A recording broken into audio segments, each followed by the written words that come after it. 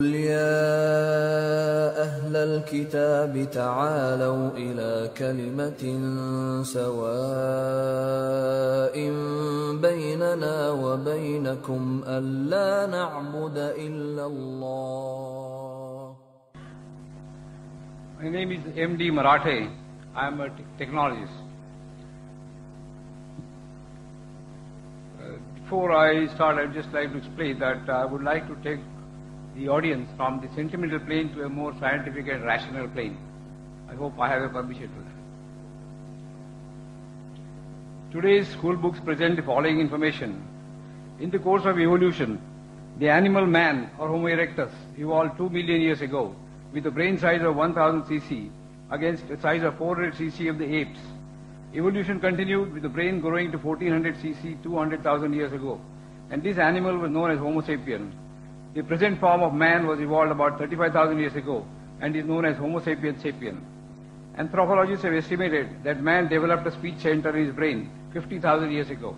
Now the question is, in this record of development, when did God originate and for what purpose? Number two, the progress of science has made it possible to... Only one question, sir. Any question? This is in relation to that. If you cut it short, the answer will not be long. Give me the time for the question, please. Okay. When the progress of science has made it possible to clone all animals, including man, to produce any number of animals having all desired characteristics. If God ever existed, how much of the power attributed to God is now left with him? Sorry? And the last, if God is ever existed, how much of the power attributed to God is now left with him? Third one, God is described as a sea of kindness, finished, and mercy. Yet all leaders of all religions, when faced with the prospect of death, rush to a hospital like the one next door, and never to the place of worship where they preached all their life that man lives and dies by the wish of God. Is there an explanation for this phenomenon? The brother has asked basically three questions.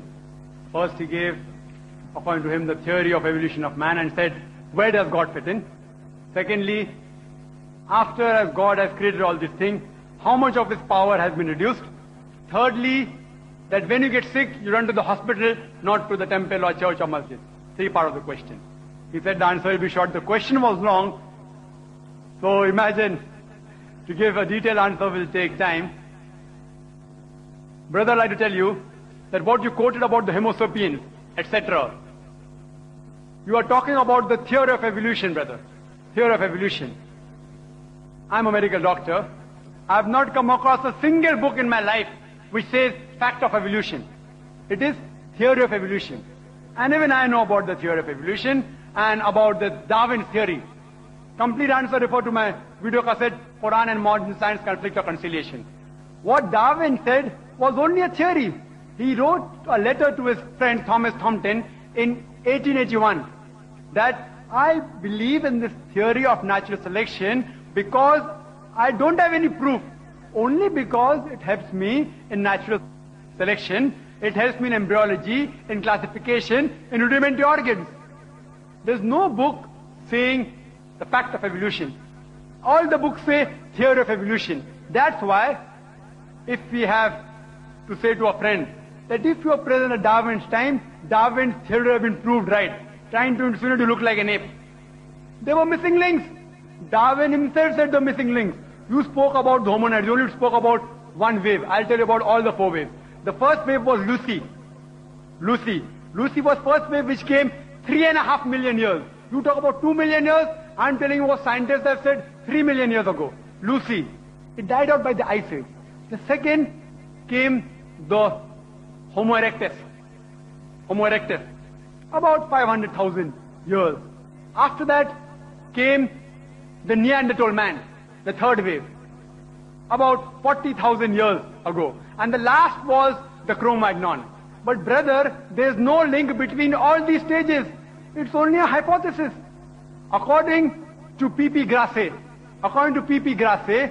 who held the chair of evolutionary studies in Paris, in Sorbonne University, in 1971, he said, it is letting our imagination run too wild, just based on vestiges to say who our ancestors were. I do know there are some people who speak about Darwin's theory. I'm a medical doctor, I know about that. But do you know, there are hundreds of scientists who speak against it? The few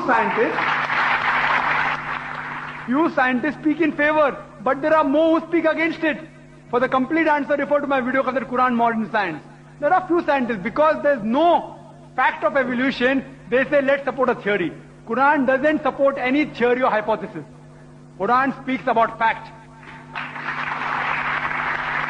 So regarding your 2 million years, Allah subhanahu wa ta'ala, no beginning. When man came, no one knows the exact date. No one knows. Assumption is there. But Quran says the first man was Adam alayhi salam. First man. And with it came Eve. May Allah be pleased with her. Man hasn't reached that stage. There's not a single statement in the Holy Quran which science has proved wrong yet. Hypotheses go against the Quran. Theories go against the Quran. There's not a single scientific fact which is mentioned in the Holy Quran which goes against established science. It may go against theory. So brother, your thing is only supported by few people, not by the majority. Regarding second part of the question, that if Allah has created all these things, how less His power has become. You can't understand it completely. As the Quran says in Surah Anam chapter 6 verse 103, is beyond comprehension. I can give you a simile, not exactly same. An ocean. If you take a drop out of the ocean, how much does the level of the ocean go down? How much? How much? Yet, in spite of this, the difference between Allah becoming less when He creates things and the difference between the level of the ocean becoming less is infinite. The level of the ocean may become 0.00000 somewhere, 0.00 somewhere it will end. But Allah subhanahu wa ta'ala, not even a bit becomes less. He is all powerful. That's Allah subhanahu wa ta'ala. If such a God who becomes less, we don't worship such God who becomes less. Keeps on creating, He will sometime lose His power. So this God is eternal, absolute. As I said in my talk, He is absolute and eternal. Everything depends on Him. He doesn't depend on anything. Where did Allah come? Allah was before the universe created. Where does He fit in? Where did He get created? He is uncreated. You ask me the question, where did He come into existence? He is uncreated. It's like you asking me that when I tell that my friend, he told me that my brother Tom, he gave birth to a child. Is the child girl or a boy? I, being a doctor, know very well a man cannot give birth to a child. So where does the question come whether it's girl or a boy? So you are asking me, when did Allah come fit in the picture? Allah is uncreated.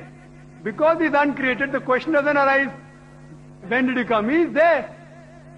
Question doesn't arise. Regarding a third part of the question, that when people get sick, they run to the hospital. They don't run to the temple. They don't run to the mosque, not to the church. The brother may not be knowing all the people. I am a doctor, I know. That when the doctors give up, the thing we doctors say,